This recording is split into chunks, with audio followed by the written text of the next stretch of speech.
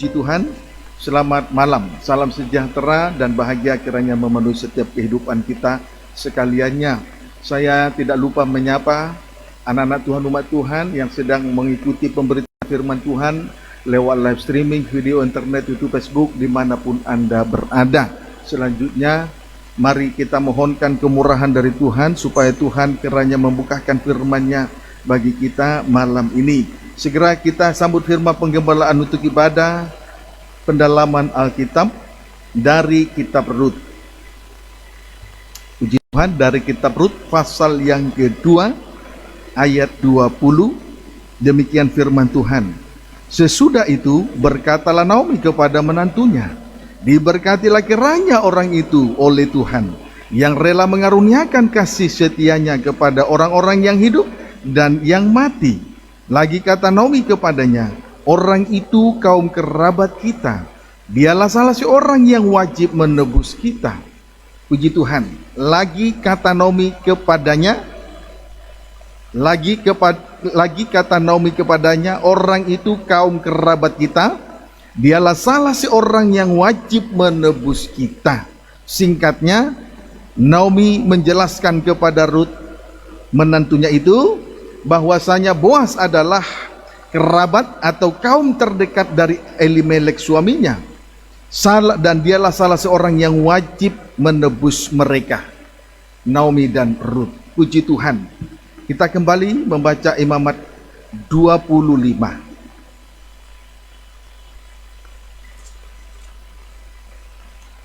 Kita akan melihat sedikit kilas balik. Imamat 25 ayat 23 sampai dengan ayat 24 terlebih dahulu. Penebusan tanah.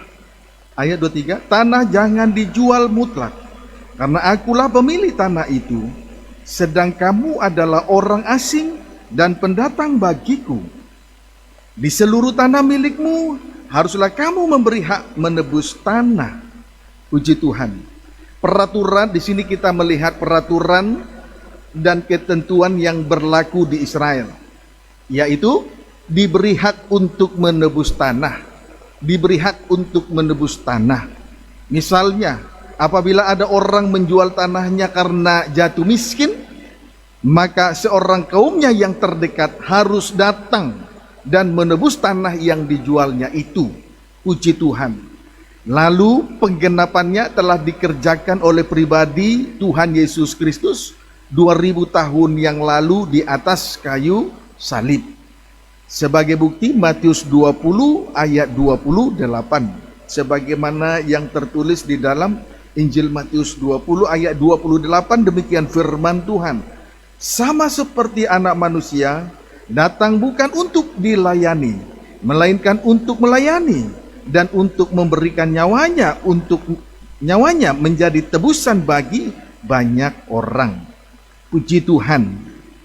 Anak manusia datang bukan untuk dilayani, melainkan untuk melayani dan untuk memberikan nyawanya untuk menebus orang-orang yang terjual kepada maut. Amin, saudaraku. Puji Tuhan. Demikian juga hendaknya kiranya kita datang dalam setiap pertemuan-pertemuan ibadah kita di hadapan Tuhan, dan di tengah-tengahnya kita datang untuk melayani Tuhan, bukan datang untuk dilayani. Amin, saudaraku. Puji Tuhan. Haleluya. Puji Tuhan. Contoh, Naomi serta Elimelek suaminya dan kedua anak-anaknya pernah menjual tanah milik pusaka mereka lalu pergi ke Moab. Namun pada akhirnya Naomi kehilangan suami dan kedua anaknya karena ditinggal mati setelah mereka berada di Moab. Sedangkan Rut menantu Naomi adalah bangsa Moab atau bangsa kafir. Puji Tuhan. Singkatnya, baik Naomi maupun Rut telah terjual kepada maut. Amin, saudaraku. Puji Tuhan. Tetapi kita sudah melihat suatu ketetapan dan peraturan yang telah ditentukan bagi bangsa Israel, yaitu apabila ada tanah yang terjual, maka wajiblah seorang kerabat yang terdekat datang untuk menebus tanah yang dijual itu. Amin, saudaraku. Puji Tuhan. Haleluya. Kita kembali membaca Imamat 25 ayat 23 sampai 24. Tanah jangan dijual mutlak, karena akulah pemilik tanah itu, sedang kamu adalah orang asing dan pendatang bagi Tuhan. Inilah firman Allah kepada umat Israel. Akulah pemilik tanah itu, sedang kamu adalah orang asing dan pendatang bagiku. Di seluruh tanah milikmu, haruslah kamu memberi hak menebus tanah. Puji Tuhan. Jadi singkatnya, Boas rohani itulah pribadi dari Tuhan Yesus Kristus, kerabat yang terdekat. Dia telah datang ke dunia untuk menebus kehidupan kita yang terjual kepada maut. Amin, saudaraku. Kesimpulannya, Naomi mengajarkan tentang pekerjaan penebusan dan tentang pekerjaan pendamaian yang telah dikerjakan oleh Tuhan Yesus Kristus di atas kayu salib di Bukit Golgota 2000 tahun yang lalu. Amin, saudaraku. Puji Tuhan.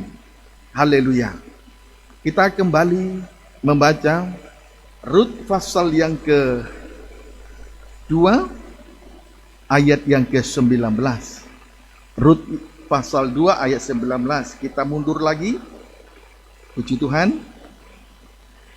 Rut 2 ayat 19. Maka berkatalah mertuanya kepadanya, di mana engkau memungut dan di mana engkau bekerja hari ini, diberkatilah kiranya orang yang telah memperhatikan engkau itu. Lalu diceritakannya lah kepada mertuanya itu, pada siapa ia bekerja. Katanya, nama orang pada siapa aku bekerja hari ini ialah Boas. Puji Tuhan. Nama orang pada siapa aku bekerja hari ini ialah Boas. Dari pernyataan Rut ini sangat jelas sekali bahwa pada awalnya Rut belum mengenal siapakah Boas itu. Dari pernyataan Rut ini sangat jelas sekali bahwa pada awalnya ia belum mengenal siapakah Boas itu. Amin, saudaraku.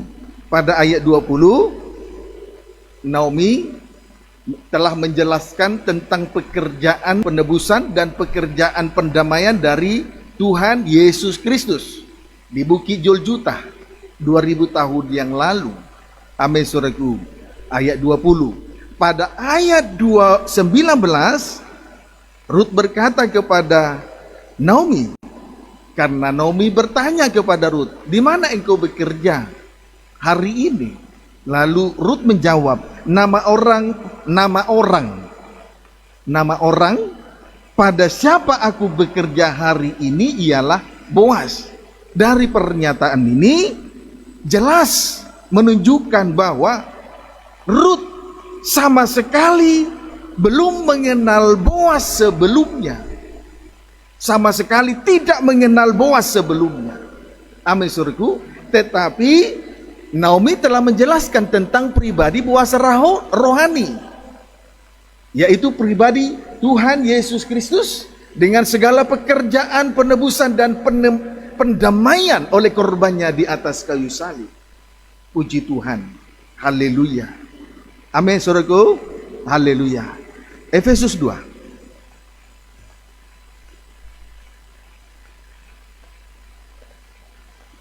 Efesus 2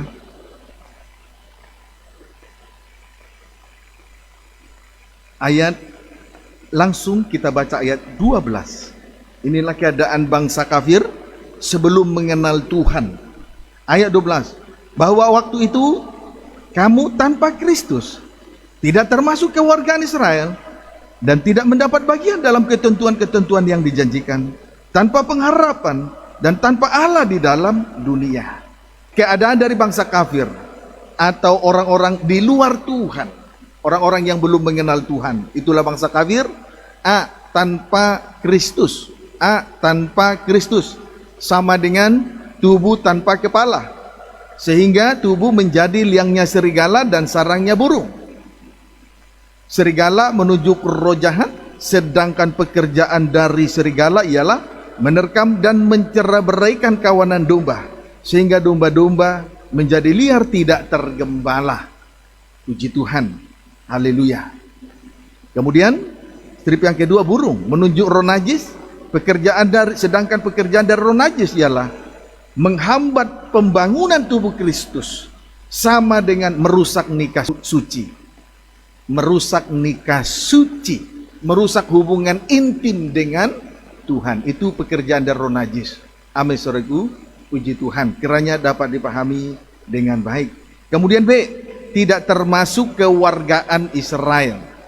Puji Tuhan, tidak termasuk kewargaan Israel. C, tidak mendapat bagian dari ketentuan-ketentuan yang dijanjikan. C, tidak mendapat bagian dari ketentuan-ketentuan yang dijanjikan. D, tanpa pengharapan. E, tanpa Allah di dalam dunia ini. Pendeknya, saudaraku, setelah kita melihat keadaan daripada bangsa kafir, bangsa yang belum mengenal Tuhan Yesus Kristus yang merupakan boas rohani, kesimpulannya bangsa kafir pada akhirnya akan binasa, berujung kepada kebinasaan. Amin, saudaraku. Puji Tuhan, itulah Rut, karena ia merupakan bangsa Moab, bangsa kafir, bukan bangsa Israel. Puji Tuhan, kiranya dapat dipahami dengan baik. Ayat 13. Tetapi Efesus 2 ayat 13, tetapi sekarang di dalam Kristus Yesus, kamu yang dahulu jauh sudah menjadi dekat oleh darah Kristus.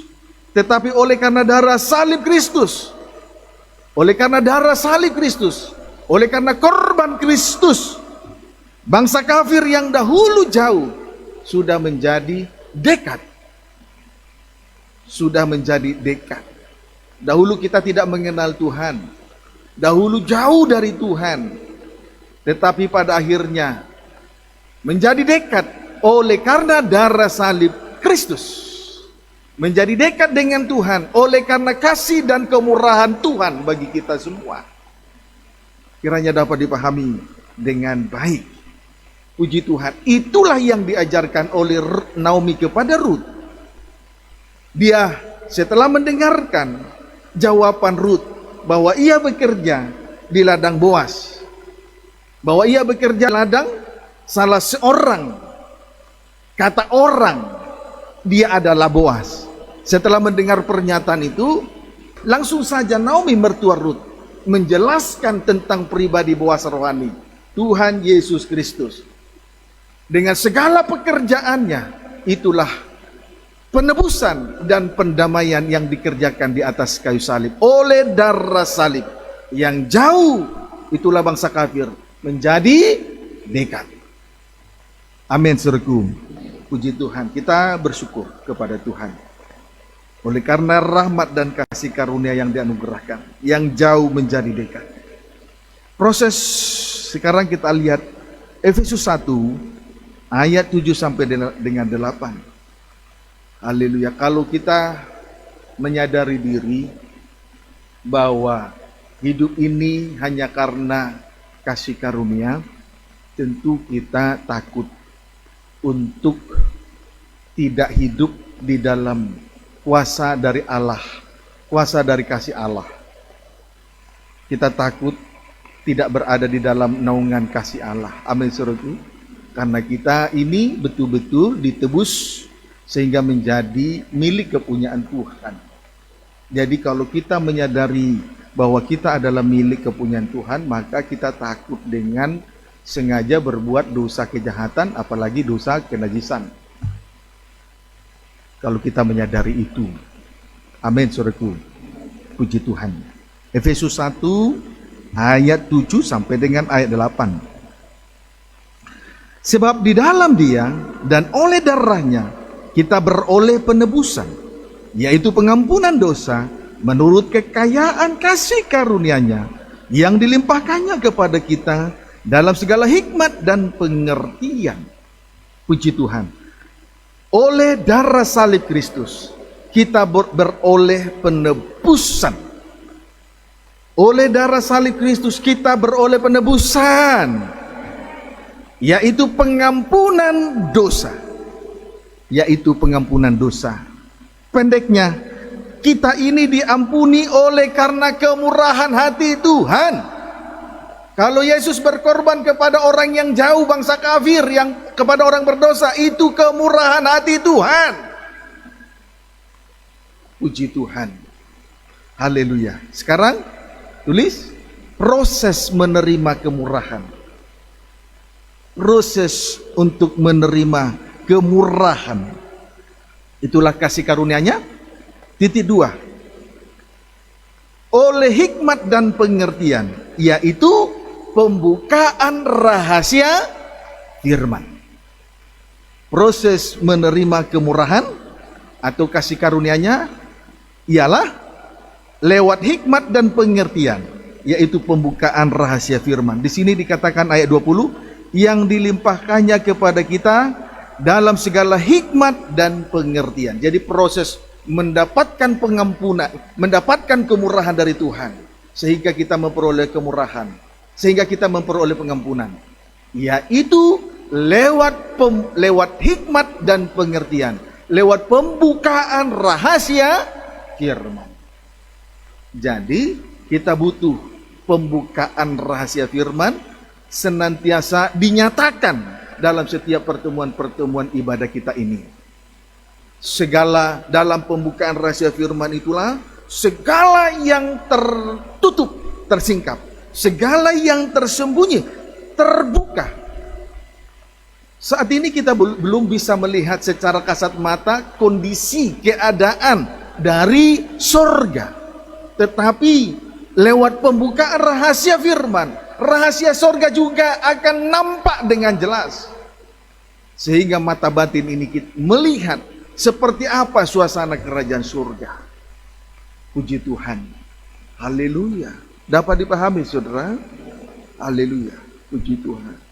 Tidak mungkin kita mendapat penebusan dan pengampunan dosa oleh darah salib yang dikerjakan oleh Boas rohani 2000 tahun yang lalu, kalau firman Tuhan tidak dibukakan malam ini.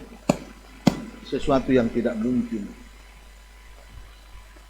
Kita tidak mengerti soal pekerjaan penebusan dan soal pekerjaan pendamaian yang telah dikerjakan oleh Yesus anak Allah, Boas rohani 2000 tahun yang lalu di atas kayu salib di Bukit Golgota, kalau rahasia firman tidak dibukakan.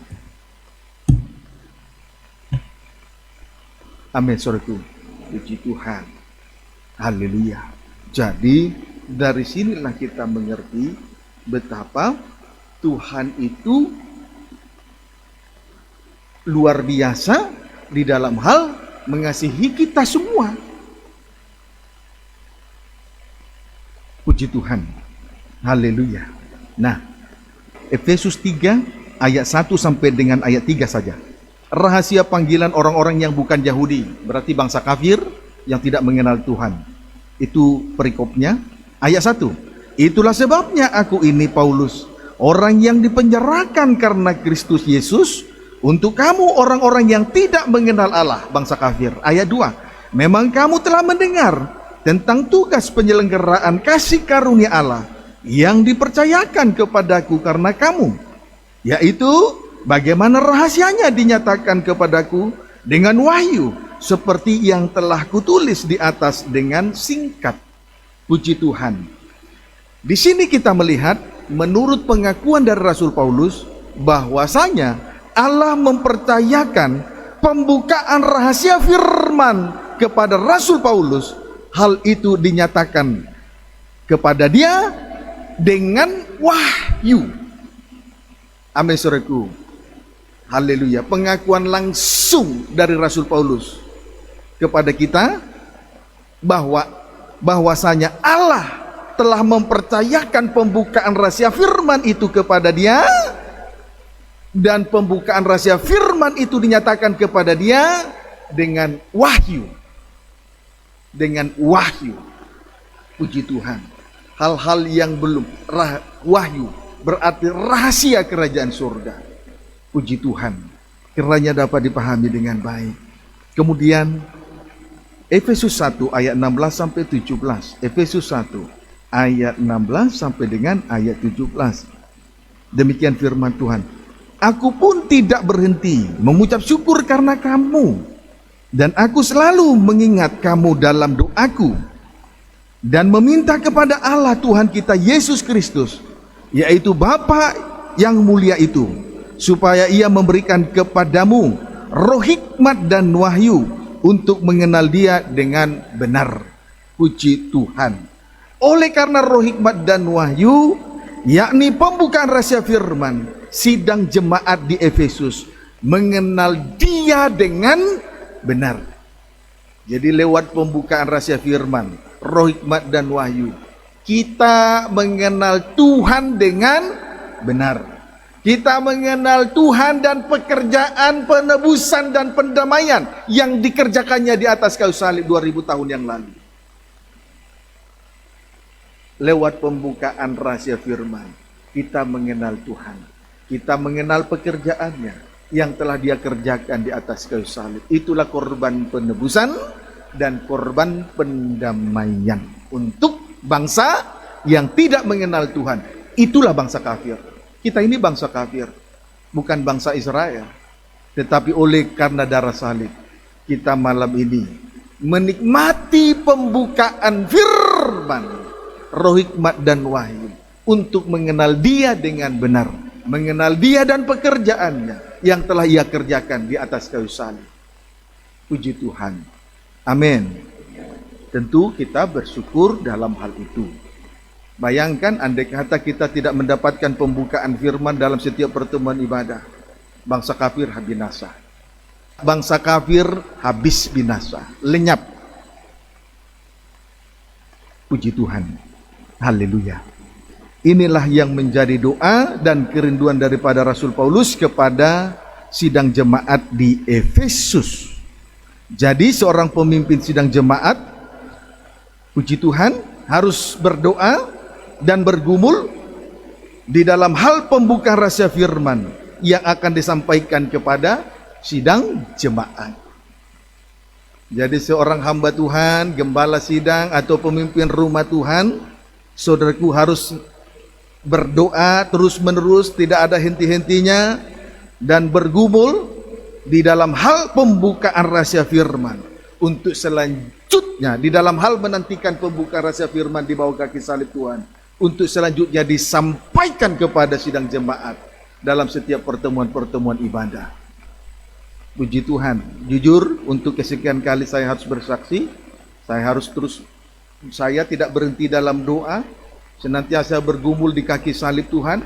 Tidak cukup hanya 2 berjam-jam, 2 sampai 3 jam untuk menantikan pembukaan rahasia firman, untuk selanjutnya disampaikan kepada sidang jemaat dalam setiap pertemuan-pertemuan ibadah. Jadi sidang jemaat, saudaraku yang terkasih di dalam Kristus Yesus, belajar untuk menghargai korban Kristus. Kalau Tuhan sudah bukakan firman-Nya, itu karena kasih dan kemurahan, belajar menghargai korban Kristus. Jangan bersungut-sungut manakala kita harus bekerja melayani pekerjaan Tuhan. Tidak perlu bersungut-sungut, karena lebih dari apa yang kita kerjakan, Tuhan sudah kasih, Tuhan sudah beri. Itulah keselamatan jiwamu, jiwaku, jiwa kita semua lewat pembukaan firman. Puji Tuhan. Hanya orang yang belum mengerti rencana Tuhan terpaksa di dalam hal beribadah, begitu ya. Hanya orang yang belum mengerti rencana Tuhan datang dengan terpaksa untuk beribadah, datang dengan terpaksa untuk melayani pekerjaan Tuhan. Tetapi andai kata ia memperoleh pengertian yang baik, yang benar, yang suci dan mulia dari Tuhan lewat pembukaan rahasia firman Tuhan, maka dia dapat menyenangkan hati Tuhan lewat ibadah dan pelayanan yang Tuhan percayakan ini. Kalau tidak punya pengertian, tidak bisa menyenangkan hati Tuhan. datang beribadah tanpa pengertian, datang beribadah dan melayani tanpa pengertian, tidak bisa menyenangkan hati Tuhan. Percaya saja. Menyenangkan hati Tuhan itu bukan saja tubuh yang terlihat baik, tapi lahir batin. Tubuh, jiwa, dan roh, hati, pikiran, dan perasaan. Betul-betul menyenangkan hati Tuhan. Amin, saudaraku. Puji Tuhan. Orang yang menyenangkan hati Tuhan tidak merasa, tidak peduli dengan dirinya. Mau tersakiti, mau dihina, tidak peduli dengan dirinya. Yang penting hati Tuhan senang. Karena dia sadar. Lebih dari apa yang dia rasakan, lebih dari apa yang dia kerjakan, telah Tuhan sediakan. Yaitu keselamatan jiwa, kerajaan kekal. Bahagia bersama-sama dengan dia untuk selama-lamanya di dalam kerajaan surga. Orang benar itu tidak pernah terusik, karena dia tahu apa yang dia kerjakan. Tetapi orang lumpuh, kalau dia lumpuh, diusik orang lumpuh, pasti tidak terima. Percayalah, orang buta. Coba saudara usik orang buta. Pasti dia menyerang balik. Coba saudara katakan, hai orang lumpuh kepada orang lumpuh, pasti dia serang balik. Orang benar tidak akan terusik dengan salib, karena dia tahu apa yang dia kerjakannya. Jadi, apapun sikap kita di hadapan Tuhan, semua Tuhan tahu. Hanya Tuhan ajarkan kita jangan berbantah-bantah. Itu saja. Andai kata saya tunjuk dosa orang, kamu pasti berbantah-bantah. Paham saudaraku? Puji Tuhan. Kiranya kita semakin bijaksana oleh karena pembukaan firman, semakin dewasa, bersikaplah dewasa. 2 Korintus 4 ayat 3-5. 2 Korintus 4 ayat 3 sampai dengan ayat yang kelima, demikian firman Tuhan. Jika Injil yang kami beritakan masih tertutup juga, maka ia tertutup untuk mereka yang akan binasa, yaitu orang-orang yang tidak percaya, yang pikirannya telah dibutakan oleh ilah zaman ini, sehingga mereka tidak melihat cahaya Injil tentang kemuliaan Kristus yang adalah gambaran Allah. Sebab bukan diri kami yang kami beritakan, tetapi Yesus Kristus sebagai Tuhan, dan diri kami sebagai hamba-Mu karena kehendak Yesus. Puji Tuhan. Haleluya. Saudaraku, inti dari pembukaan rahasia firman ialah pribadi Yesus Kristus sebagai Tuhan dan Juru Selamat. Itulah inti dari pembukaan rahasia firman. Itu yang harus diberitakan. Pribadi Yesus Kristus yang dikorbankan di atas kayu salib. Itu inti dari pembukaan firman. Amin saudaraku. Itu inti dari pembukaan firman Tuhan.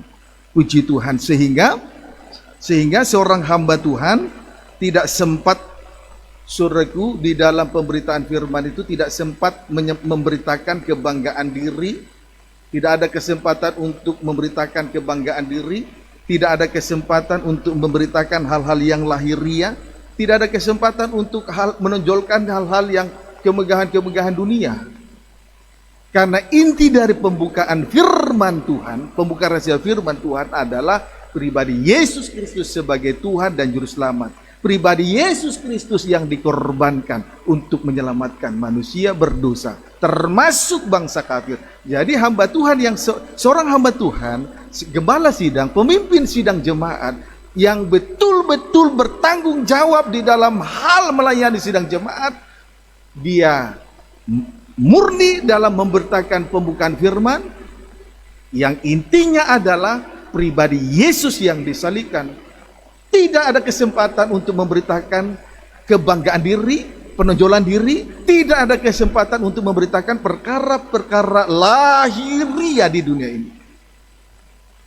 Itu hamba Tuhan yang bertanggung jawab kepada Tuhan di dalam melayani sidang jemaat yang Tuhan percaya, murni memberitakan pembukaan rahasia firman, yaitu pribadi Yesus yang dikorbankan untuk menyelamatkan bangsa kafir. Puji Tuhan, amin. Puji Tuhan. Itu sebabnya Rasul Paulus pada ayat 5, sebab bukan diri kami yang kami beritakan. Pemberitaan firman tanpa kebanggaan diri. Kemudian tidak memberitakan perkara lahiriah, tetapi Yesus sebagai Tuhan dan diri kami sebagai hamba-Mu karena kehendak Yesus. Jadi melayani Tuhan, saudaraku, bukan tanpa kehendak diri, melainkan karena kehendak Tuhan. Melayani karena kehendak Tuhan. Sangkal diri pikul salib. Amin, saudaraku. Puji Tuhan. Haleluya.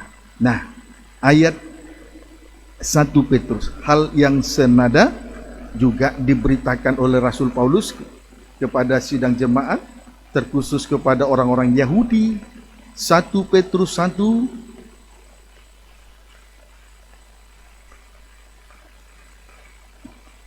ayat 10 sampai dengan ayat 11. Demikian firman Tuhan. Keselamatan itulah yang diselidiki dan diteliti oleh nabi-nabi yang telah bernubuat tentang kasih karunia yang diuntukkan bagimu.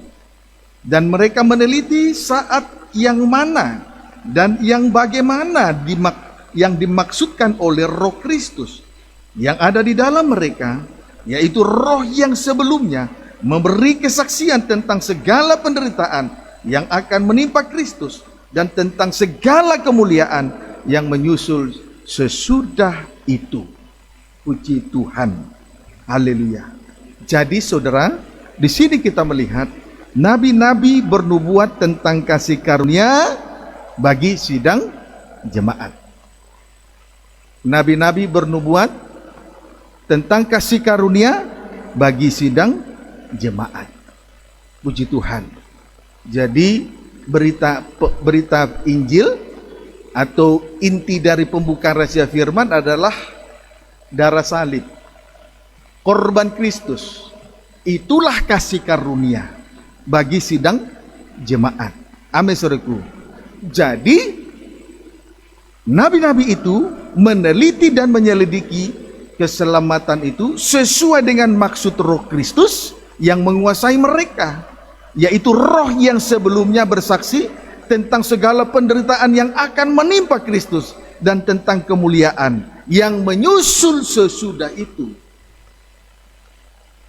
Jadi sama apa yang diberitakan oleh Rasul Paulus juga diberitakan oleh Rasul Petrus. Berarti 1 Petrus 1 ayat 10 sampai dengan ayat 11 sama dengan 2 Korintus 3, 2 Korintus 4 ayat 3 sampai dengan ayat yang ke-5. Sama. Puji Tuhan. Haleluya. Amin, saudaraku. Haleluya. Puji Tuhan. Nah, kemudian ayat 12. Demikian firman Tuhan, kepada mereka telah dinyatakan bahwa mereka bukan melayani diri mereka sendiri, tetapi melayani kamu dengan segala sesuatu yang telah diberitakan sekarang kepada kamu dengan perantaraan mereka yang oleh Roh Kudus yang diutus dari sorga menyampaikan berita Injil kepada kamu, yaitu hal-hal yang diketahui oleh malaikat-malaikat. Itulah rahasia sorga. Puji Tuhan. Jadi di sini kita melihat hamba-hamba Tuhan yang dipakai dan yang dipercayakan oleh Tuhan di dalam hal pembukaan rahasia firman, mereka bukan melayani diri mereka sendiri. Mereka bukan melayani diri mereka sendiri. Artinya tidak sibuk membesarkan dirinya dan tidak sibuk memikirkan hal-hal yang lahiriah, melainkan mereka sibuk memberitakan pembukaan rahasia firman, yaitu tentang keselamatan yang ingin diketahui oleh malaikat-malaikat. Mereka dalam pemberitaan firman tidak sibuk memberitakan kebanggaan diri, tidak sibuk dalam penonjolan diri, tidak sibuk memberitakan perkara lahiriah dan lain sebagainya dan lain sebagainya. Tidak sibuk memberitakan kemewahan dunia, kemewahan dan kemegahan dunia. Puji Tuhan, sibuk memberitakan pembukaan firman. Itulah hamba Tuhan yang dipakai. Itulah hamba Tuhan yang dipercayakan oleh Tuhan. Sibuk di dalam hal pembukaan firman. Jadi sidang jemaat juga harus tahu mana hamba Tuhan yang dipakai dan dipercaya, mana hamba Tuhan yang tidak dipakai dan tidak dipercaya. Paham saudaraku? Puji Tuhan. Haleluya. Lihat 1 Tesalonika 2.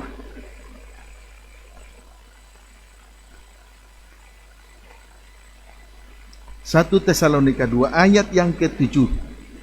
Puji Tuhan. Tetapi kami berlaku ramah di antara kamu, sama seperti seorang ibu mengasuh dan merawati anaknya. Rasul Paulus berlaku ramah terhadap sidang jemaat sama seperti seorang ibu.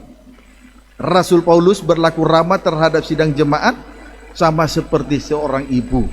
Puji Tuhan, di mana-mana ibu harus ramah kepada anak-anaknya. Tidak ada ibu yang tidak ramah kepada anaknya. Amin, saudaraku. Ibu di sini menunjuk gembala sidang atau pemimpin sidang jemaat. Tugasnya ialah mengasuh dan merawat sidang jemaat sebagai anak-anak rohaninya. Ini praktek berlaku ramah berarti. Jadi praktek berlaku ramah itu mengasuh dan merawati sidang jemaat. Puji Tuhan. Mengasuh dan merawati kerohanian daripada sidang jemaat sebagai anak-anak rohani. Jadi kerohanian dari sidang jemaat, kerohanian dari anak-anak rohani, dari seorang pemimpin rumah Tuhan harus diasuh dan dirawat. Tubuh jiwa rohnya harus diasuh, harus berada dalam asuhan Tuhan. Tubuh jiwa rohnya juga harus dirawat. Demikian rupa. Itulah tugas daripada seorang hamba Tuhan yang dipakai oleh Tuhan dan yang dipercayakan oleh Tuhan di dalam hal pembukaan firman Tuhan. Jadi Rasul Paulus ini tampil sebagai seorang ibu yang ramah terhadap sidang jemaat. Ibu itu gambaran dari gembala sidang, pemimpin rumah Tuhan. Tugasnya mengasuh dan merawat sidang jemaat sebagai anak-anak rohani. Amin, saudaraku. Jadi sidang jemaat, tubuh jiwa roh dari sidang jemaat harus diasuh. Tubuh jiwa roh dari sidang jemaat harus dirawat. Puji Tuhan. Hidup manusia ini terdiri dari tubuh, jiwa, dan roh. Kalau tubuh tanpa roh, tanpa jiwa dan roh, nah, tidak waras. Puji Tuhan. Amin, saudaraku. Jadi harus diasuh, harus dirawat supaya jangan stres. Puji Tuhan. Kiranya dapat dipahami dengan baik. Demikianlah Naomi kepada Rut menantunya itu. Ia telah menjelaskan tentang pribadi Boas rohani, yaitu Tuhan Yesus Kristus, dengan korban penebusan dan korban pendamaian yang telah dikerjakannya 2000 tahun yang lalu di atas kayu salib di Bukit Golgota. Itulah inti dari pembukaan rahasia firman. Amin, saudaraku. Puji Tuhan. Haleluya. Jadi kesimpulannya, saudaraku, sebelum kita mengakhiri Rut pasal 2 ini, saudaraku, kesimpulan dari Rut pasal yang kedua sesuai dengan judul yang ada, Rut bertemu dengan Boas. Kesimpulan dari Rut pasal 2 ayat 1 sampai dengan ayat 23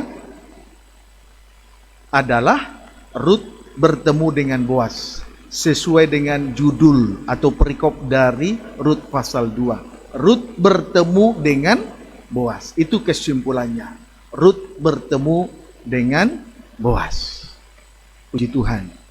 Tuhan Yesus Kristus. Boas rohani itulah pribadi dari Tuhan Yesus Kristus, kepala gereja dan mempelai pria surga. Telah memperkenalkan dirinya ketika Rut bekerja di ladang yang kata orang namanya Boas. Puji Tuhan. Bukankah saat ini kita sekarang berada di ladang Tuhan?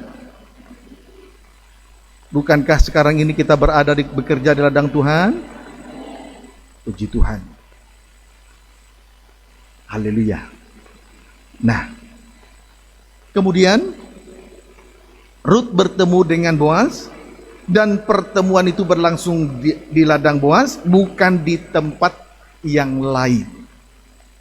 Jadi pertemuan antara Rut dengan Boas berlangsung di ladang Boas sendiri, bukan di tempat yang lain. Puji Tuhan.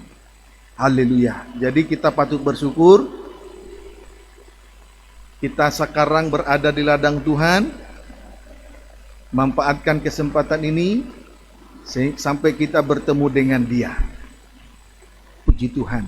Tiadalah mungkin kita bisa bertemu dengan Tuhan kalau kita tidak berada di ladang Tuhan. Puji Tuhan. Haleluya. Rut pasal 2. Mari kita melihat pertemuan antara Boas dengan Rut. Kita akan melihat peristiwa ketika Boas bertemu dengan Rut. Rut pasal yang kedua ayat 8. Sesudah itu berkatalah Boas kepada Rut, dengarlah dahulu anakku, tidak usah engkau pergi memungut jelai ke ladang lain, dan tidak usah juga engkau pergi dari sini, tetapi tetaplah dekat pengerjaku perempuan. Puji Tuhan. Di sini kita melihat, berkatalah Boas kepada Rut, dengarlah dahulu anakku, tidak usah engkau pergi memungut jelai ke ladang lain. Tidak usah engkau pergi memungut jelai ke ladang lain. Artinya, untuk dapat bertemu dengan Boas rohani, yakni Tuhan Yesus Kristus, kepala gereja mempelai pria surga, tetaplah berada di ladang Tuhan. Tetaplah berada di ladang Tuhan. Puji Tuhan. Jangan sibuk membawa diri ke ladang lain. Jangan sibuk membawa diri ke ladang lain. Ladang lain itu menunjuk dua ladang. Satu ladang si pemalas, dua ladang dunia. Puji Tuhan. Jadi pertemuan antara Boas dengan Rut berlangsung di ladang Boas itu sendiri. Dan pada saat terjadi pertemuan itu, kontan Boas berkata kepada Rut, dengarlah dahulu anakku, tidak usah engkau pergi memungut jelai ke ladang lain. Puji Tuhan. Kontan Boas berkata seperti itu. Puji Tuhan. Kontan. Jelas, terang. Puji Tuhan. Haleluya. Malam ini juga Tuhan berkata hal yang senada kepada kita. Jangan pergi ke ladang yang lain. Ladang lain itu menunjuk satu ladang dunia, dua ladang si pemalas. Puji Tuhan. Ladang dunia dan ladang si pemalas. Kita lihat tentang ladang si pemalas sejenak.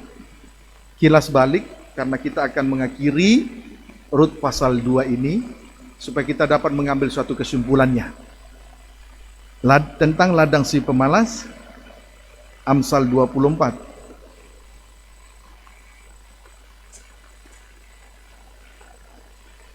Puji Tuhan. Amsal 24 ayat 30 sampai dengan ayat 34. Demikian firman Tuhan. Aku melalui ladang seorang pemalas dan kebun anggur orang yang tidak berakal budi. Lihatlah, semua itu ditumbuhi onak, tanahnya tertutup dengan jeruju, dan temboknya sudah roboh. Aku memandangnya, aku memperhatikannya, aku melihatnya, dan menarik suatu pelajaran. Puji Tuhan. Tidur sebentar lagi, mengantuk sebentar lagi, melipat tangan sebentar lagi untuk tinggal berbaring. Maka datanglah kemiskinan seperti seorang penyerbu, dan kekurangan seperti orang yang bersenjata. Puji Tuhan. Jangan kita membawa diri kepada ladang si pemalas, karena ladang si pemalas menimbulkan kemiskinan dan kekurangan. Kalau kita malas, menimbulkan dua hal, miskin dan kekurangan. Amin, saudaraku. Puji Tuhan. Istri pertama, jika terjadi kemiskinan, maka kemiskinan itu datang seperti seorang penyerbu. Ayat 34. Jika terjadi kemiskinan, maka kemiskinan itu datang seperti seorang penyerbu, sama dengan diserang. Puji Tuhan. Sama dengan diserang. Jadi orang yang miskin itu, jika kemiskinan itu terjadi, maka dia akan menghadapi serangan. Puji Tuhan. Atau diserang. Kemudian, jika kekurangan terjadi, maka kekurangan itu sama seperti orang yang bersenjata, sama dengan ancaman. Puji Tuhan. Jadi saudaraku, miskin sama dengan tidak mampu memberi. Apa tanda miskin? Sama dengan tidak mampu memberi. Kemudian kekurangan sama dengan kelemahan, sama dengan dosa, dan itu merupakan ancaman. Amin, saudaraku. Puji Tuhan. Itu merupakan ancaman, sebab upah dosa adalah maut. Itu ancaman. Makanya kekurangan itu, di dalam kekurangan, di dalam kelemahan, di dalam dosa, bercampur baur dengan dosa, maka dosa itu akan datang bagaikan orang yang bersenjata. Jadi ketika orang jatuh dalam dosa, dosa itu menjadi ancaman sebetulnya, karena upah dosa adalah maut. Sebab itu jangan kita sibuk membawa diri kita kepada ladang si pemalas, supaya jangan menimbulkan kemiskinan dan kekurangan. Jangan malas untuk menyembah Tuhan Yesus. Jangan malas untuk datang beribadah kepada Tuhan di ladang Tuhan, supaya jangan menimbulkan kemiskinan dan kekurangan.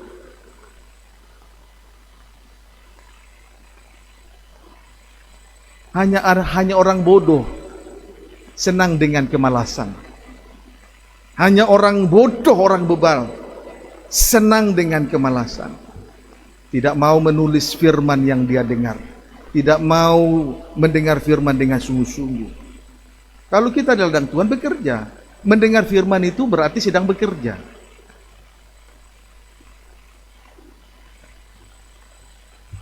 Sebab itu jangan sibuk membawa diri ke ladang si pemalas, supaya jangan timbul kemiskinan dan kekurangan. Puji Tuhan.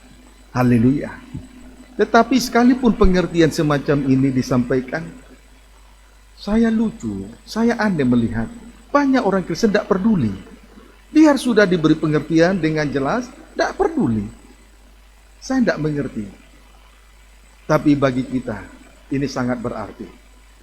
Tetaplah di ladang Tuhan, jangan bawa diri kita masing-masing ke ladang si pemalas. Puji Tuhan. Ayat 33.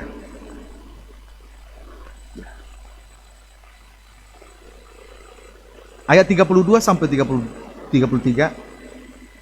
Aku memandangnya, aku memperhatikannya, aku melihatnya dan menarik suatu pelajaran. Tidur sebentar lagi, mengantuk sebentar lagi, melipat tangan sebentar lagi untuk tinggal berbaring. Saudaraku, setelah kita menarik kesimpulan tentang si pemalas, setelah kita melihat dan menarik kesimpulan tentang ladang si pemalas, saudaraku, di sini dikatakan tidur sebentar lagi, mengantuk sebentar lagi, melipat tangan sebentar lagi untuk tinggal berbaring. Inilah pekerjaan daripada si pemalas. Puji Tuhan. tidur sebentar lagi, mengantuk sebentar lagi, melipat tangan sebentar lagi untuk tinggal berbaring. Ini saja pekerjaan daripada si pemalas. Jadi si pemalas ini tidak jauh dari tempat tidur, seperti engsel yang berputar. Di situ-situ saja. Puji Tuhan. Daerah daripada si pemalas adalah tempat tidur. Seperti pintu yang melekat, seperti engsel yang melekat pada pintu. Biar berputar-putar tetapi di situ-situ saja. Puji Tuhan. Itulah si pemalas. Puji Tuhan. Saya berpesan jangan terlalu banyak tidur.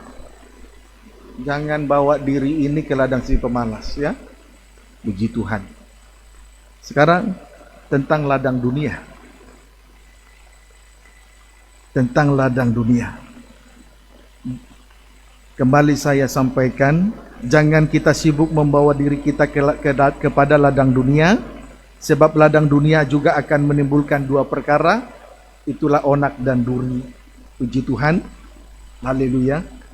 Jadi saudara, setelah diambil kesimpulannya, akhirnya ladang si pemalas ini ditumbuhi tadi sebelum kita ke ladang dunia. Kesimpulannya, ladang si pemalas ini ditumbuhi dengan onak dan duri. Onak dan duri ini sifatnya menusuk dan menyakiti gereja Tuhan, dan itu merugikan. Onak dan duri. Puji Tuhan. Sekarang tentang ladang dunia. Jangan juga kita sibuk membawa diri kita ke ladang dunia, sebab ladang dunia akan menimbulkan dua perkara. Satu, Markus 4 ayat 7. Markus 4 ayat 7. Ayat 18 sampai 19. Markus 4 ayat 7, ayat 18 sampai 19, demikian firman Tuhan. Sebagian lagi jatuh di tengah semak duri, lalu makin besarlah semak itu dan menghimpitnya sampai mati, sehingga ia tidak berbuah. Ayat 18 sampai dengan ayat 19. Dan yang lain ialah yang ditaburkan di tengah semak duri, itulah yang mendengar firman itu, lalu kekhawatiran dunia ini dan tipu daya kekayaan dan keinginan-keinginan akan hal yang lain masuklah menghimpit firman itu sehingga tidak berbuah. Puji Tuhan. Ladang dunia di sini kita melihat ditumbuhi onak dan duri. Ladang dunia sama seperti ladang si pemalas, ditumbuhi onak dan duri, yaitu kekhawatiran dan keinginan-keinginan daging. Amin, saudaraku. Kekhawatiran dan keinginan-keinginan daging. Kalau ini menghimpit rohani kita, maka firman itu tidak akan tumbuh dan berakar, apalagi berbuah.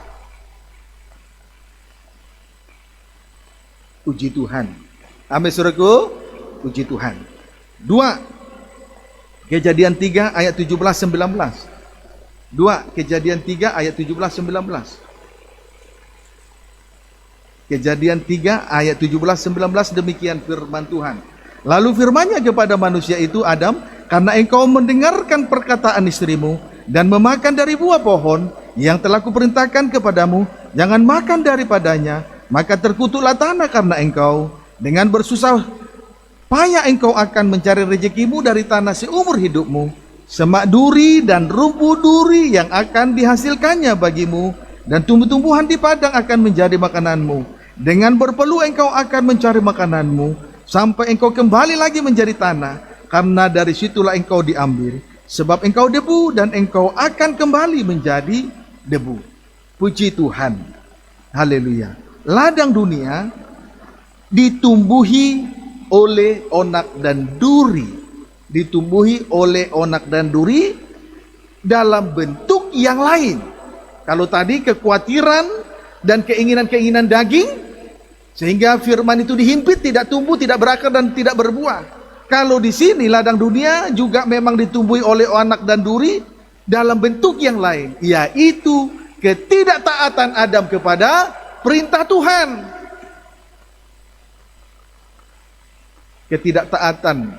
Ketidaktaatan Adam kepada perintah Tuhan. Adam mendengarkan suara, Adam makan buah yang dilarang oleh Tuhan. Dia lebih mendengarkan suara istrinya, suara daging. Puji Tuhan. Inilah onak dan duri dalam bentuk yang lain. Tidak taat kepada perintah Tuhan. Amin, saudaraku. Puji Tuhan. Haleluya. Sebab itu sangat rugi sekali kalau kita sibuk membawa hidup kita ke ladang lain, ke ladang si pemalas dan ke ladang dunia. Sebab itu biar kita senantiasa berada di ladang Tuhan. Titik.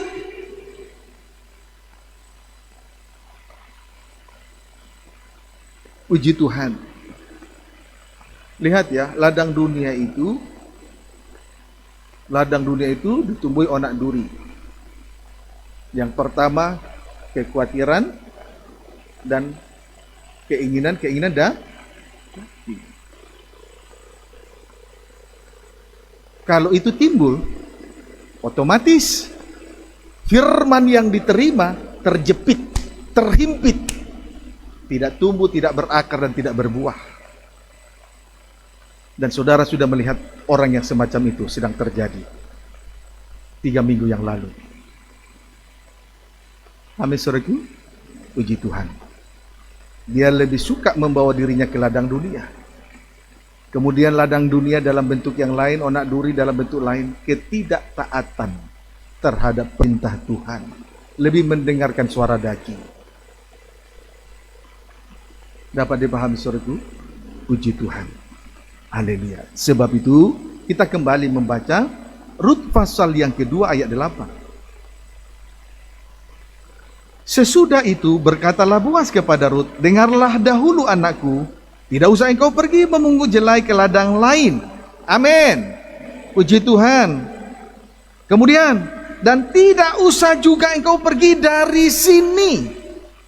Perkataan Boas berikutnya kepada Rut dalam pertemuan mereka di ladang Boas itu sendiri. Boas berkata, dan tidak usah engkau pergi dari sini. Artinya, tinggallah tetap di ladang Tuhan. Apapun yang terjadi, sekalipun virus corona sedang mewabah seantero dunia, tetaplah tinggal di dalam Tuhan. Amin. Puji Tuhan. Tetaplah di ladang Tuhan.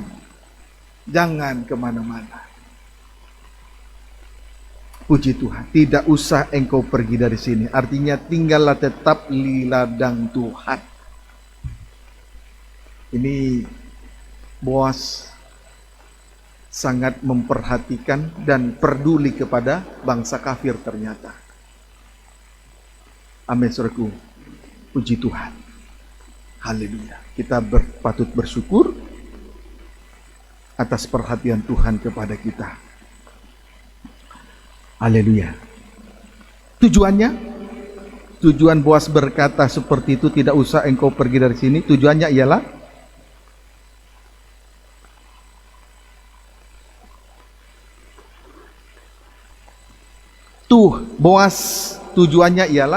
Boas hendak memberitahukan perkara-perkara berikutnya, yaitu Boas hendak memberitahukan perkara-perkara berikutnya, yaitu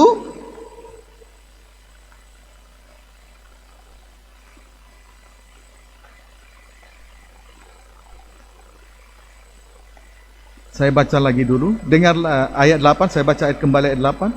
Sesudah itu berkatalah Boas kepada Rut, dengarlah dahulu anakku, tidak usah engkau pergi memungut jelai di ladang lain. Kemudian Boas kembali berkata, tidak usah juga engkau pergi dari sini. Puji Tuhan. Lalu tujuan Boas mengatakan itu ialah Boas hendak memberitahukan perkara berikutnya, yaitu tetapi tetaplah dekat pengerja-pengerjaku perempuan. Tujuan mengatakan hal itu adalah Boas memberitahukan perkara berikutnya, yaitu tetapi tetaplah dekat pengerja-pengerjaku perempuan.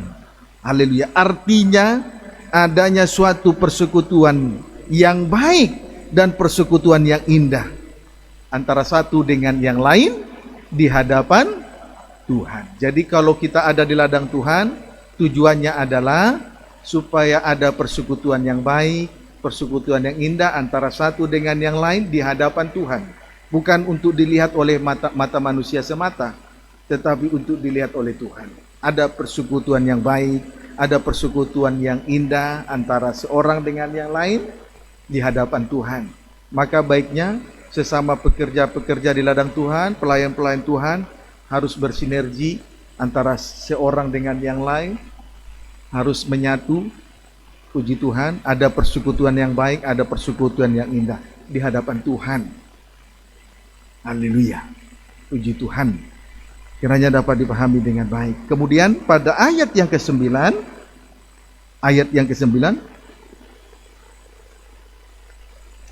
lihat saja ke ladang yang sedang disabit orang itu. Ikutlah perempuan-perempuan itu dari belakang, sebab aku telah memesankan kepada pengerja-pengerja lelaki, jangan mengganggu engkau. Jika engkau haus, pergilah ke tempayan-tempayan dan minumlah air yang dicedok oleh pengerja-pengerja itu. Puji Tuhan. Persekutuan di ladang Tuhan memberi keuntungan. Antara lain memberi beberapa keuntungan. Antara lain lihat saja ke ladang yang sedang disabit orang itu. Artinya Rut harus memiliki mata yang terbuka untuk melihat pekerjaan di ladang Tuhan. Jadi kalau bekerja di ladang Tuhan harus dengan mata yang terbuka untuk melihat pekerjaan Tuhan. Jangan kita melayani dengan mata yang tertutup. Amin, saudaraku. Mata tertutup melayani, tapi dengan mata tertutup itu namanya tidak mau tahu. Itu biasanya orang melayani dengan mata tertutup itu untuk penonjolan diri semata saja. Melayani tapi tidak peduli dengan sesama. Berarti untuk apa dia melayani? Tidak lain pasti untuk supaya penonjolan diri, tidak lebih tidak kurang. Harus dengan mata yang terbuka, melihat pekerjaan Tuhan di ladang Tuhan. B. Boas berkata, ikutlah perempuan-perempuan itu dari belakang. Ikutlah perempuan-perempuan itu dari belakang. Artinya bekerja di ladang Tuhan disertai dengan kerendahan hati dan tanpa penonjolan diri.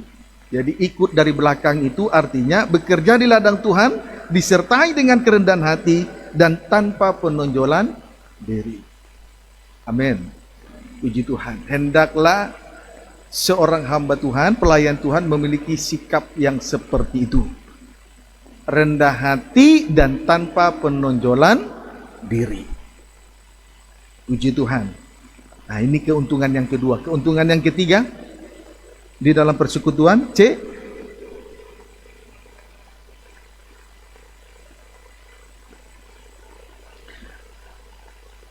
Aku telah memesankan kepada pengerja-pengerja lelaki, jangan mengganggu engkau.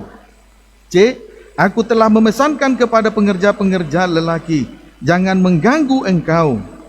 Puji Tuhan. Artinya ada jaminan dan pemeliharaan dari Tuhan sebagai pemilik ladang. Ada pemeliharaan, ada jaminan dan pemeliharaan dari Tuhan sebagai pemilik ladang. Puji Tuhan. Jadi saudara dan saya tidak perlu bingung, tidak perlu berpikir dua kali untuk berada di ladang Tuhan, apalagi bekerja di ladang Tuhan. Ada jaminan dari Tuhan. Ada pemeliharaan dari Tuhan sebagai pemilik ladang itu sendiri. Puji Tuhan. Haleluya. Saudara, semakin hari semakin hati saya ini diteguhkan oleh pembukaan firman. Tandanya saya diyakinkan oleh jaminan dan pemeliharaan dari Tuhan, sebab dialah pemilik ladang ini. Puji Tuhan. Haleluya. Dahulu saya ini penuh dengan kekhawatiran. Sebelum terpanggil jadi hamba Tuhan, penuh dengan kekhawatiran. Tetapi setelah terpanggil untuk menjadi hamba Tuhan, kekhawatiran itu terkikis sedikit demi sedikit, sedikit demi sedikit, sampai pada saat ini semakin terkikis, semakin terkikis. Puji Tuhan. Haleluya. Amin, saudaraku. Puji Tuhan. Saya yakin saudara, kekhawatiran di dalam diri saudara juga semakin terkikis. Orang yang sungguh-sungguh giat bekerja di ladang Tuhan, orang yang sudah yakin bahwa hidupnya ada memperoleh jaminan dan pemeliharaan dari Tuhan. Kalau tidak mungkin dia sungguh-sungguh. Pasti masih ada keraguan-raguan untuk bekerja di ladang Tuhan. Betul tak ya? Betul tak ya? Nah, itu yang membuat dia tidak konsentrasi. Tapi orang yang yakin pasti sungguh-sungguh bekerja di ladang Tuhan. Tidak perlu ragu, tidak perlu berpikir dua kali. Amin. Puji Tuhan. Haleluya. Kemudian Boas berkata, jika engkau haus, pergilah ke tempayan-tempayan dan minumlah air yang dicedok oleh pengerja-pengerja itu. Artinya, Tuhan tidak memberi kesempatan bagi kita untuk haus. Tuhan tidak memberi kesempatan kepada kita untuk haus. Satu kali nanti Tuhan akan mengirimkan kelaparan di atas negeri ini. Bukan lapar akan firman Tuhan, bukan haus karena minuman, tetapi mendengarkan lapar dan haus akan firman Tuhan sesuai dengan Amos 8 ayat 11, dan itu akan terjadi. Sehingga pada saat itu kerohanian yang masih muda dan kanak-kanak, itulah taruna-taruna dan anak-anak darah yang cantik, mereka akan mengembara dari laut ke laut dan menjelajah dari utara ke timur, tetapi tidak mendapatkannya. Puji Tuhan, terjadi kekeliruan. Amin, saudaraku. Kemudian juga waktu orang-orang taruna dan anak darah itu mengalami kehausan, sehingga mereka menemukan ajaran asing. Demikian juga waktu perempuan Samaria di dalam kehausannya, dia haus laki-laki.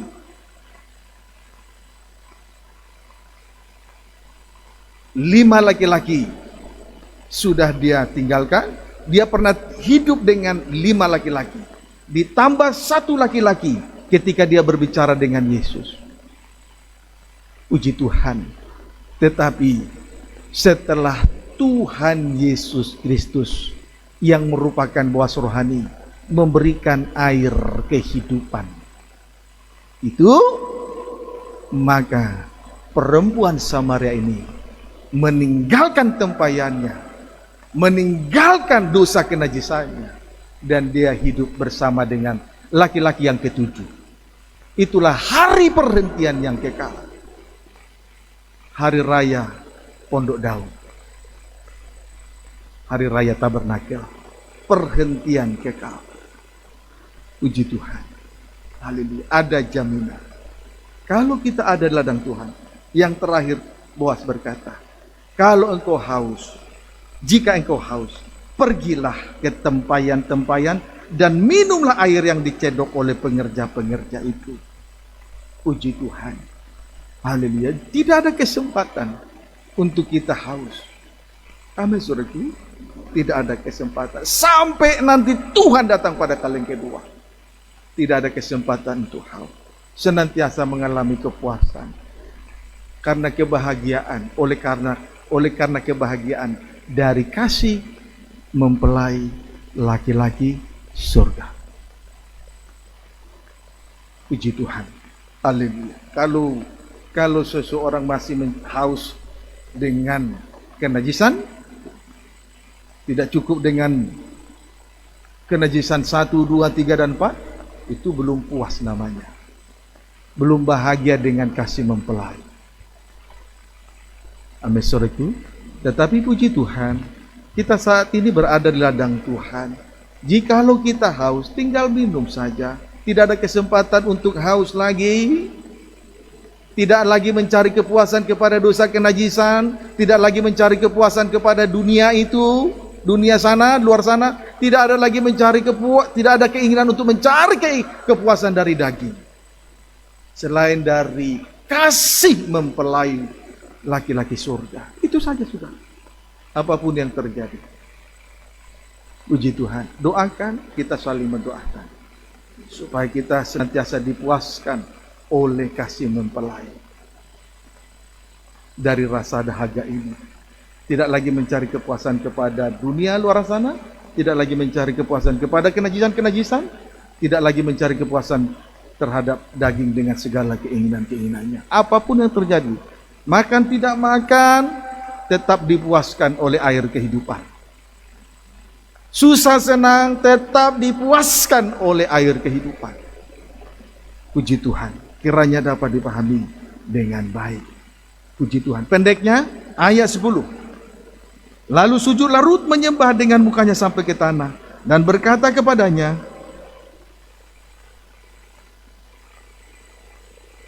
mengapakah aku mendapat belas kasihan daripadamu sehingga Tuhan memperhatikan aku, padahal aku ini seorang asing? Puji Tuhan. Pendeknya, di ladang Tuhan, di ladang Boas, Rut mendapat belas kasihan dan perhatian khusus dari Boas. Belas kasihan dan perhatian khusus dari Boas. Puji Tuhan. Belas kasihan sama dengan kasih karunia, sama dengan kemurahan hati Tuhan. Sama dengan yang tidak layak menjadi layak. Karena memang Rut adalah bangsa Moab, bangsa kafir, bukan bangsa Yahudi. Kemudian perhatian khusus dari Boas menunjukkan bahwa Rut begitu teristimewa di mata Boas. Diperhatikan, berarti Rut begitu istimewa di mata Boas. Diperhatikan, dikhususkan. Berarti Rut begitu istimewa di mata Tuhan. Sekalipun kita ini adalah bangsa Indonesia, sama seperti Rut, bangsa yang merupakan bangsa Moab, tetapi kalau dengan sungguh-sungguh kita menyerahkan diri, menyerahkan hidup ini kepada Tuhan dan berada di ladang Boas, tentunya kita akan juga mendapatkan bagian seperti bagian daripada Rut, mendapat belas kasihan dan mendapat perhatian khusus dari Boas. Karena Tuhan kita itu adalah Tuhan yang adil, tidak beda-bedakan satu dengan yang lain, tidak memandang bulu, tidak memandang muka, tidak melihat orang kaya atau orang miskin. Puji Tuhan, kiranya dapat dipahami dengan baik. Sekarang ciri-ciri mendapat belas kasih dan perhatian dari Tuhan. Ciri-ciri orang yang mendapat belas kasih dan perhatian dari Tuhan, ciri-cirinya, sujudlah Rut menyembah sampai mukanya ke tanah. Puji Tuhan. Sujudlah Rut menyembah sampai muka ke tanah. Puji Tuhan. Haleluya. Berarti hidup di dalam penyembahan. Hidup di dalam penyembahan. Amin, saudaraku. Penyembahan dengan lain kata, penyerahan diri sepenuhnya untuk taat kepada kehendak Allah. Puji Tuhan. Sekarang pertanyaannya, mengapa Rut mendapat belas kasih dan perhatian dari Boas? Bagaimana proses? Pertanyaannya, bagaimana proses Rut mendapat belas kasih dan perhatian dari Boas? Kita lihat prosesnya ya. Rut 2 ayat 4 sampai 7. Rut 2 ayat 4 sampai 7, demikian firman Tuhan. Lalu datanglah Boas dari Betlehem. Ia berkata kepada penyabit-penyabit itu, Tuhan kiranya menyertai kamu. Tuhan kiranya menyertai kamu. Jawab mereka kepadanya, Tuhan kiranya memberkati Tuan. Lalu kata Boas kepada bujangnya yang mengawasi penyabit-penyabit itu, dari manakah perempuan ini? Bujang yang mengawasi penyabit-penyabit itu menjawab, dia adalah seorang perempuan Moab. Dia pulang bersama-sama dengan Naomi dari daerah Moab. Tadi ia berkata, izinkanlah kiranya aku memungut dan mengumpulkan jelai dari antara berkas-berkas jelai ini di belakang penyabit-penyabit. Begitulah ia datang dan terus sibuk dari pagi sampai sekarang, dan seketika pun ia tidak berhenti. Puji Tuhan. Boas, kesimpulannya, Boas mengenal Rut secara pribadi. Secara pribadi. Demikian juga dengan kehidupan gereja Tuhan yang mendapat belas kasihan dan perhatian dari Tuhan akan dikenal secara pribadi. Puji Tuhan. Jadi dari apa? Dari pembacaan ayat 4 sampai dengan ayat 7, kesimpulannya Boas mengenal Rut secara pribadi. Dari mana Boas mengenal Rut secara pribadi? Dari pengawas ladang Boas.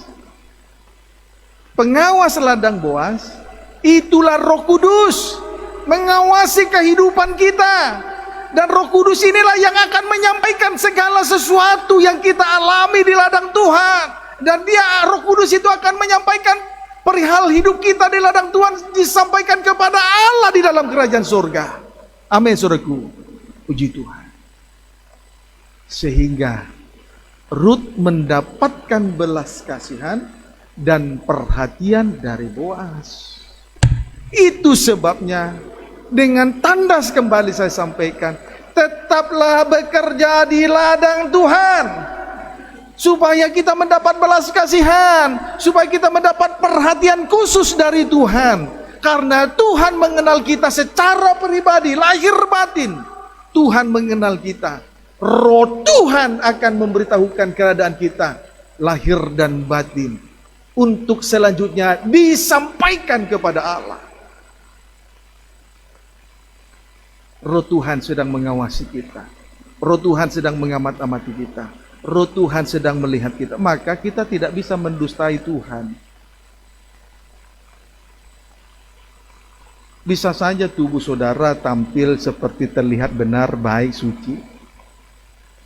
Tapi kalau hati liar, juga Roh Kudus sampaikan kepada Tuhan.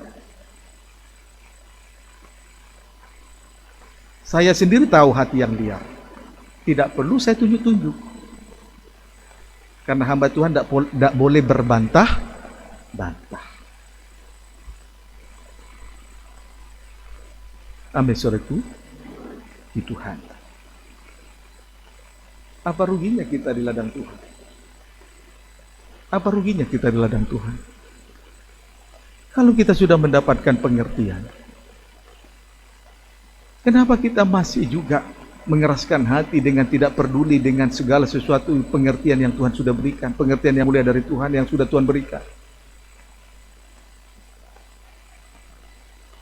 Itu sebabnya seringkali saya merasa resah, sungguh resah, hati saya resah, sungguh resah. Sudah mempunyai pengertian, memperoleh pengertian yang baik, yang benar, yang suci, yang mulia dari Tuhan. Tapi seolah-olah ia tidak mengerti apa-apa. Dia tidak peduli dengan ladang Tuhan. Puji Tuhan. Ayo, berlaku bijaksana, bersikap dewasa. Boas mengenal Rut secara pribadi. Demikian halnya saya dan saudara dikenal oleh Tuhan secara pribadi, lahir dan batin. Mengapa? Karena Roh Tuhan itu memberitahukan segala sesuatu yang sedang terjadi, segala sesuatu yang sedang kita alami. Jadi Roh Tuhan itu bekerja dan mengamat-amati keadaan kita.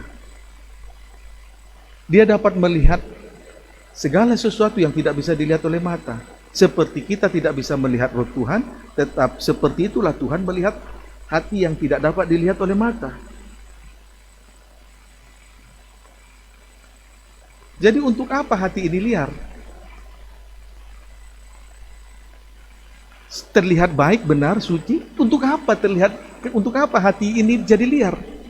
Kalau itu merugikan.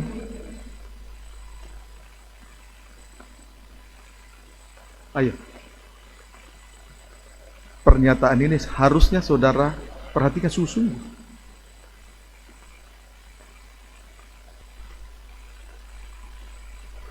Puji Tuhan. Baik, sebelum kita akhiri dengan ayat berikutnya, saya mau tanya. Setelah sekian lama hati ini liar, mengadakan nyanyian berbalas-balasan, lalu keuntungannya apa sampai detik ini? Kan tidak ada artinya.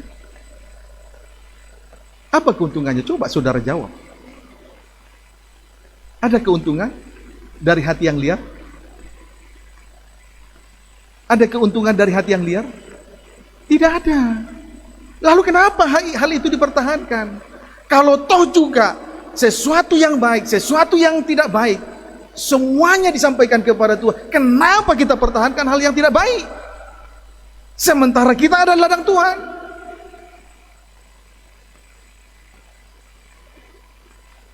Ini loh, gamblang sekali loh saya bicara ini. Gamblang sekali lah saya bicara ini.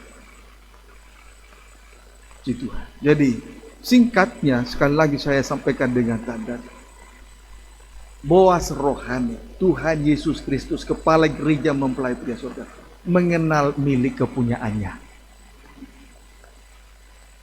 Kalau sekali lagi, kalau liar bukan milik kepunyaan Tuhan. Tuhan mengenal milik kepunyaannya. Amin, saudaraku. Puji Tuhan. Haleluya.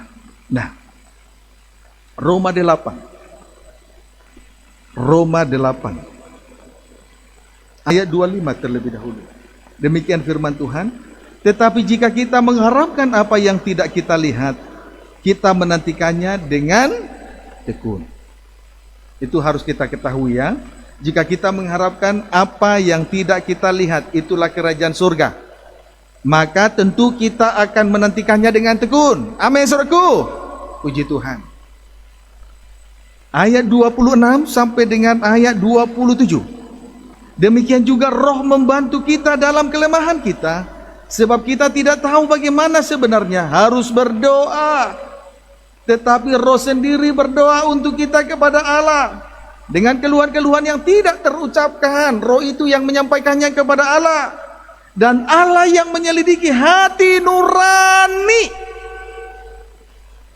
mengetahui maksud roh itu, yaitu bahwa ia sesuai dengan kehendak Allah berdoa untuk orang-orang kudus. Jadi roh Tuhan itulah yang berdoa untuk kita. Roh Tuhanlah yang menyampaikan hati nurani ini sampai kepada Tuhan.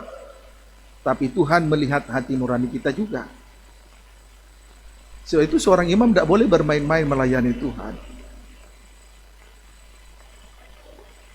Dia yang akan menyampaikan kabar-kabar segala sesuatu di ladang Tuhan, termasuk orang milik kepunyaannya.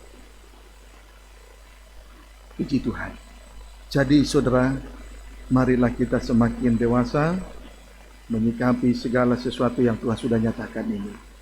Jangan bermasa bodoh, jangan sampai tidak peduli dengan pengertian yang baik, yang benar, yang suci, yang mulia yang kita peroleh. Jangan diabaikan begitu saja, lalu kembali lagi kepada hati yang liar. Karena roh Tuhan akan mengetahui hati kita. Dan roh Tuhan yang akan menyampaikan hati nurani kita kepada Tuhan. Segala sesuatunya. Ini jangan saudara-saudara merasa bahwa Tuhan tidak melihat. Tuhan melihat. Tuhan Maha tahu. Maka saudara, dari firman yang kita terima ini, barulah kita dapat mengambil kesimpulan bahwa kalau kita ada ladang Tuhan dan kita bekerja ladang Tuhan, dan sampai hari ini ada pemeliharaan dari Tuhan, Jelas itu kemurahan Tuhan. Tidak boleh ada satupun di antara kita yang berkata karena saya. Terlalu sombong dan angkuh kalau ada orang yang berkata seperti itu. Paham saudaraku? Puji Tuhan. Rut 2 ayat 21 sampai 23. Demikian firman Tuhan. Lalu kata Rut, perempuan Moab itu,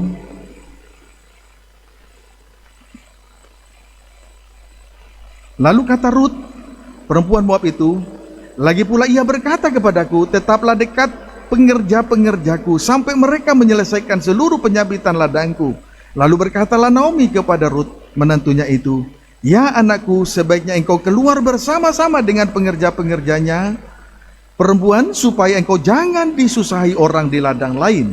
Demikianlah Rut tetap dekat pada pengerja-pengerja perempuan Boaz untuk memungut sampai musim menuai jelai dan musim menuai gandum telah berakhir, dan selama itu ia tinggal pada mertuanya.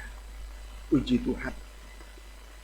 Kesimpulannya, selama ada di ladang Tuhan, Rut tetap tinggal bersama dengan Naomi mertuanya. Puji Tuhan. Haleluya. Jadi antara bekerja di ladang Tuhan dengan tergembala itu sangat erat kaitannya.